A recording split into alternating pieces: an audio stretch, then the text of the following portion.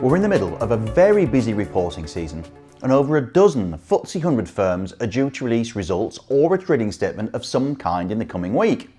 They include minor Anglo-American and Costa Coffee to Premier Inn Group Whitbread on Tuesday the 24th of October, drug giant GlaxoSmithKline and Lloyds Bank on the 25th, academic and legal publisher Relx on Thursday the 26th, and drug developer Shire, International Consolidated Airlines and Royal Bank of Scotland will end the week with a bang on Friday the 27th.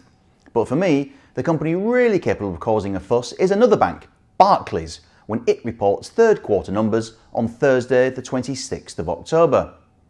The bank sector overall has been a pretty strong performer around the world in 2017, with the share prices of US megabanks like JP Chase reaching all-time highs, while the European Banks Index trades at a 12-month peak, and HSBC and RBS have also performed strongly here in the UK.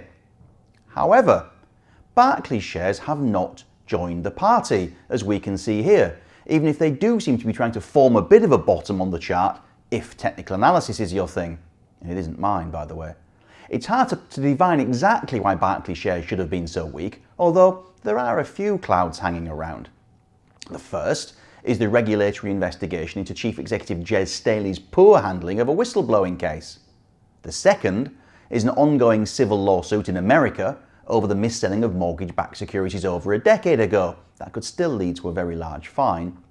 And the third is the criminal trial set for 2019 involving 4 senior former employees, including ex-Chief Executive John Varley, relating to a Qatar-backed fundraising in 2008.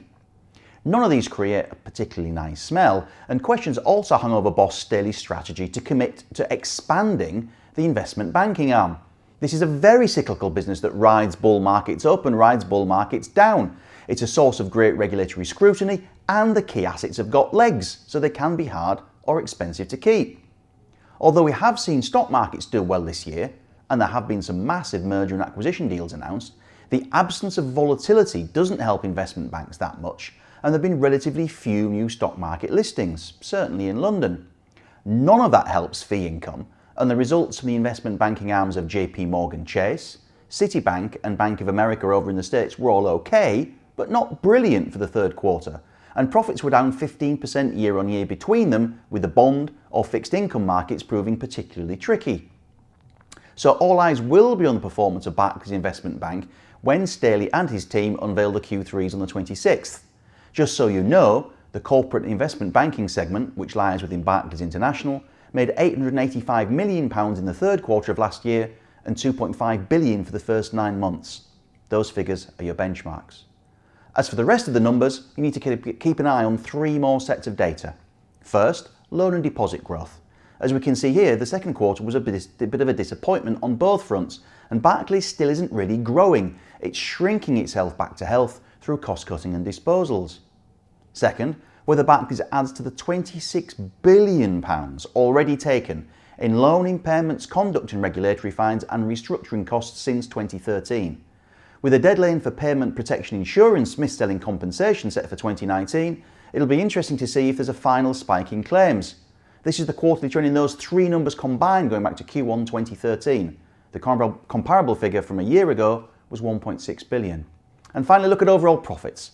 At the pre-tax level, Barclays made £837 million in Q3 a year ago and £2.9 billion across the first 9 months. One final point. Barclays' stated book or net asset value per share is 292p, 284 excluding intangibles. The shares are changing hands for about 190p, or 2/3 of book. Either the shares are cheap, or the market's saying it doesn't believe the book value, that profits might disappoint, and there could be trouble ahead. Let's see who's right. Thank you for watching, and I look forward to seeing you next time.